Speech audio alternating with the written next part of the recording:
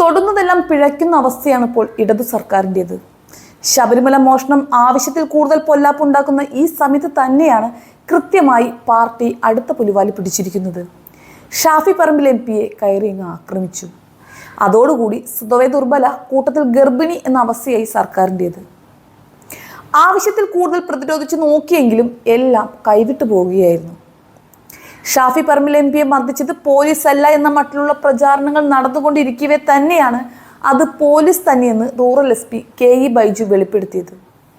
അതോടുകൂടി സർക്കാരും CPM പ്രതിരോധത്തിലാവുകയും UDFന് രാഷ്ട്രീയ മേൽക്കൈ ലഭിക്കുകയുമായിരുന്നു. UDF നേതാക്കൾ നേരത്തെ തന്നെ ചില പോലീസുകാർക്ക് നേരെ ആക്ഷേപം ഉന്നയിച്ചിരുന്നു.